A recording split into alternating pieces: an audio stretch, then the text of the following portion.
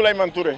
Voilà donc asalaamaaleykum mbooloo mi ñu ngi leen di nuyu ku nekk si turam ak si santam boo leen gisee ñu woo leen tey par rapport à cette plage c'est pour informer la population par rapport à ce qui se passe sur le littoral.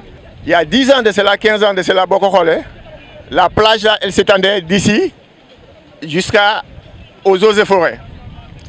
Tey jii ce qui nous reste comme plage motul sax 50 mètres de plage. Mais malgré ceci, malgré la visite du président Abdoulaye Wade fii qui a classé cette plage comme plage publique, le président Macky Sall tamit ñëw ne nañu arrêter tous les travaux qui ont tendance à faire disparaître cette plage.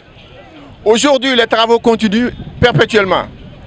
Hôtel yi ngay gis nii autour de nous ba léegi ces gens-là ils ont leur visée sur cette plage.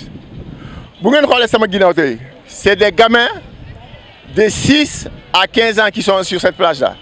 Ce sont les enfants qui sont nés dans cette commune. Donc, ils n'ont que comme endroit pour s'épanouir que cette plage-là. Si aujourd'hui, cette plage-là, elle tombe dans la main de ces hôteliers, nos enfants n'auront plus où se baigner. Donc, tu dis, l'olmo est sous position, sensibiliser la population, dire que la seule plage qui nous reste aujourd'hui sur la corniche de Fann Point Amitié est en voie de disparition.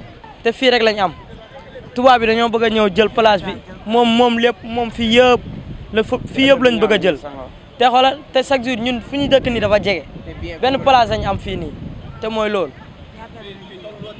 waaw tollu woon nii de ëppoon na lii waaw Mbaye Diouf waaw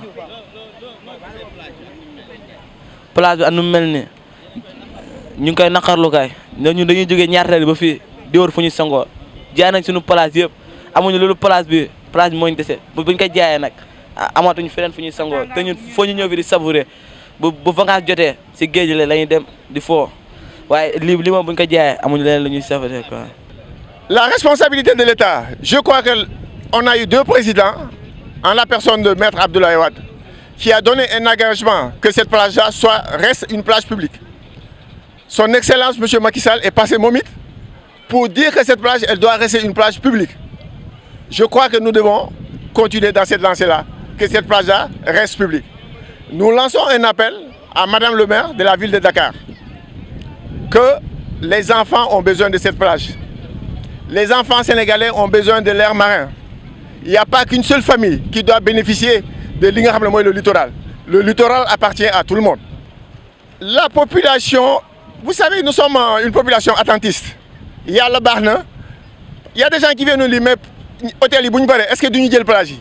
Donc quand quelqu'un va avec l'idée que il est battu d'avance, que son gouvernement n'est pas derrière lui, il part défaitiste. Donc nous woo population Fann Point Amitié, Médina, Gueule Tapée, waa Koussoum, waa Damels, tous les ASC, qu'il existe une plage sur nos littoraux. Cette plage elle est publique, elle nous appartient. Elle appartient à la jeunesse de ce quartier. Et qu'ils doivent en profiter et venir répondre à ce combat que nous menons pour le maintien de cette plage. Abdoulaye Cissé waaw man maa ngi bokk ci membre comité de gestion Paradise Beach di riverain aussi dëkk ci quartier bi yàggoon fréquenter plage bi ma nekkee xale ba léegi donc plage bi moom sama deuxième kër la quoi. waaw plage bi moom comme ni ñu ko tuddee rek moom ñu koy woowee Paradise Beach te soo ko xoolee c'est un endroit paradisiaque nekk xam ci Pointe de Fann.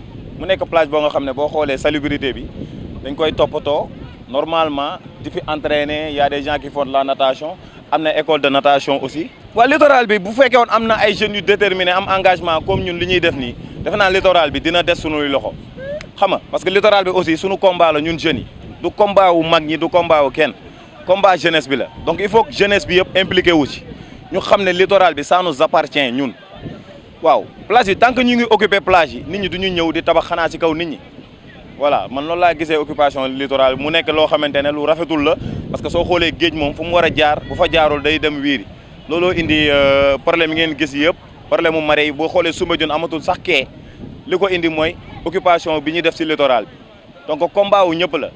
waaw sama dernier mooy damay lancer appel autorités yi di leen xamal ni leen plage bi ñun ci lañ bokk. Il faut aussi que les autorités pensent à nous, pensent à la population, pensent à cette jeunesse-là. Cette jeunesse géej gi lañ am pour ñëw fo amuñu feneen fu ñu dem loolu mooy sama mot de la fin ok.